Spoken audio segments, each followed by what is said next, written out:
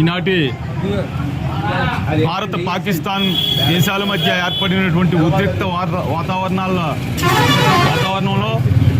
భారతదేశం సైన్యానికి క్షేమం కలగాలని, భారత ప్రభుత్వం విజయం సాధించాలని సంకల్పంతో ఇక్కడ తూర్పుగోదావరి జిల్లా గోకవరం మెయిన్ రోడ్లో ఉన్నటువంటి శ్రీ బత్తుల సూర్యనారాయణ గారి వెంకటేశ్వర స్వామి ఆలయం వద్ద ఈ కార్యక్రమాన్ని ఏర్పాటు చేసినటువంటి బీజేపీ సీనియర్ నాయకులు బత్తుల వెంకన్నబాబు గారికి, అలాగే మండల బీజేపీ అధ్యక్షులు ఎనకోటి బాపనదొర గారికి, BJP state council member Satti Venkatareddy గారికి, కో కన్వీనర్ కోనా సురేష్ గారికి, ఇక్కడికి ఇచ్చేసినటువంటి బీజేపీ నాయకులకు, అలాగే ఇతర కూటమి నాయకులకు, మాజీ సర్పంచ్ బత్తుల సత్యబాబు గారికి, అలాగే పెద్దలందరికీ కూడా నా హృదయపూర్వక నమస్కారాలు తెలియజేసుకుంటూ, యుద్ధం అంటే ఒక ఆట కాదు, అది ఒక మృత్యు క్రీడ.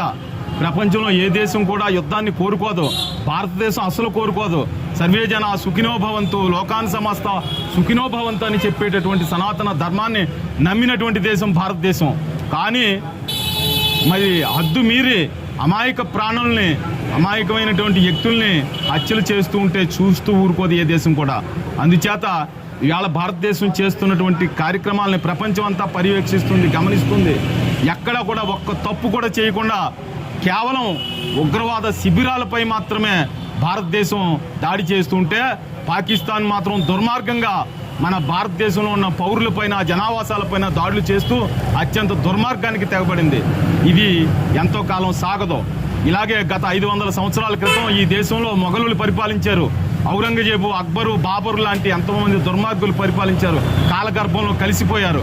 మరి ఆనాడు మరి భారతదేశాన్ని రక్షించడం కోసం భరతమాత ముద్దుబిడ్డ, భారత సింహం, హిందూ హృదయ సమ్రాట్ ఛత్రపతి శివాజీ మహారాజ్ అవతరించాడు.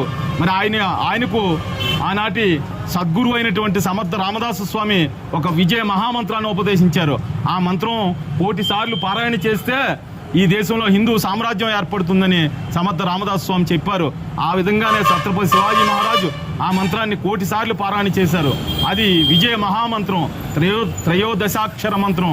ఆ మంత్రాన్ని మనం ఇప్పుడు ఒక 13 సార్లు పారాయణ చేద్దాం.